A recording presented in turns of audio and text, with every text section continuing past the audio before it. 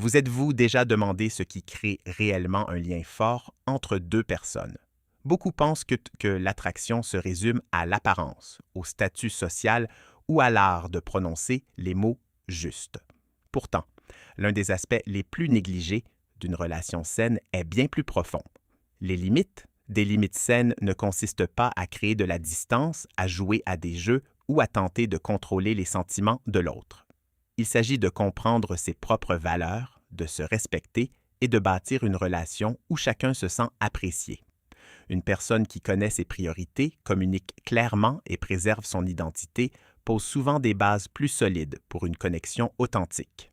Dans cette vidéo, on va explorer 6 limites importantes qui peuvent améliorer la confiance en soi, la communication et la connexion émotionnelle dans les relations. Il ne s'agit pas de techniques de manipulation. Ce sont des principes simples qui vous aident à développer votre conscience de soi, votre équilibre émotionnel et à être plus intentionnel dans vos interactions avec les autres. Lorsque vous maintenez des limites saines, les autres reconnaissent souvent votre confiance en vous, votre constance et votre capacité à bâtir une relation respectueuse. Restez jusqu'à la dernière limite, car elle aborde l'une des leçons les plus importantes en matière de relations. Comment rester fidèle à soi-même tout en bâtissant une relation significative avec une autre personne. Alors, commençons. Première limite. Respectez votre temps. Une des limites les plus importantes que vous puissiez établir est d'apprendre à valoriser votre propre temps.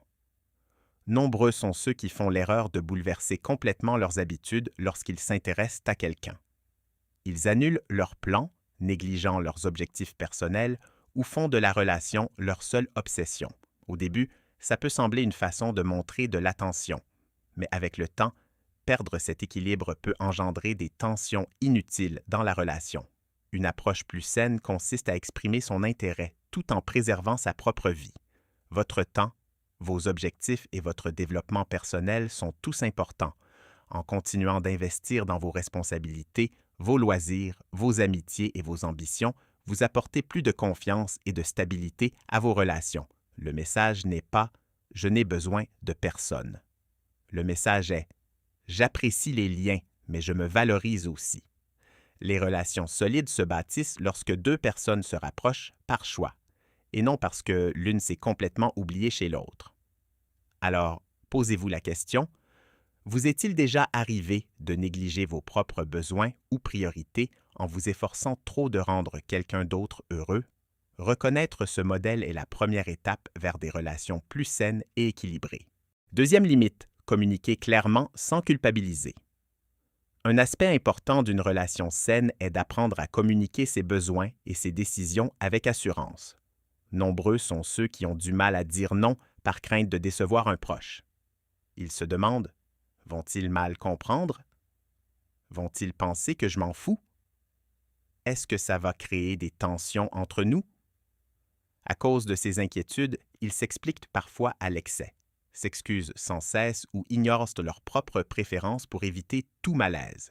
Toutefois, une communication saine ne nécessite pas d'explications interminables. Par exemple, au lieu de donner une longue explication, une réponse simple et respectueuse peut suffire. Je ne pourrai pas venir cette fois-ci, mais j'apprécie l'invitation. Trouvons un autre moment qui convienne. Cette approche n'est pas synonyme de froideur ou de mépris. Il s'agit d'être honnête tout en faisant preuve de considération. Une personne capable d'exprimer ses choix calmement témoigne d'une bonne connaissance d'elle-même et d'une grande maturité émotionnelle. N'oubliez pas que les limites ne sont pas des murs qui séparent les gens. Ce sont des repères qui aident deux personnes à mieux se comprendre.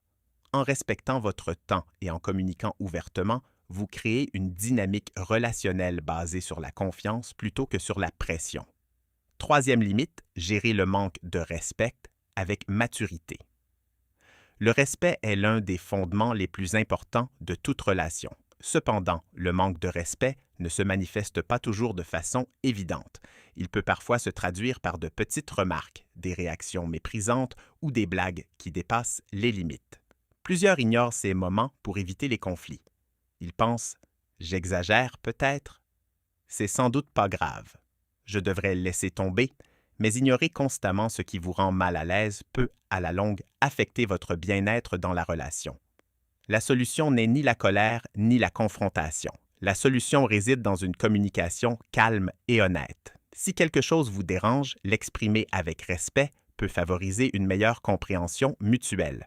Une simple phrase comme « Je sais que tu ne l'as peut-être pas dit comme ça, mais je ne suis pas à l'aise avec ça » peut ouvrir la voie à une conversation plus constructive. Avoir confiance en soi, ce n'est pas chercher à dominer une situation. C'est savoir s'exprimer tout en respectant l'autre personne. Lorsque les deux personnes se sentent écoutées et valorisées, la relation se renforce. Quatrième limite, garder son calme durant les moments émotifs. Un des signes les plus révélateurs de maturité émotionnelle est la capacité de répondre de manière réfléchie plutôt que de réagir impulsivement. Toute relation connaît des moments de désaccord, de taquinerie, de malentendus ou d'émotions inattendues. La différence entre une communication saine et une communication malsaine réside souvent dans la façon dont on gère ces moments.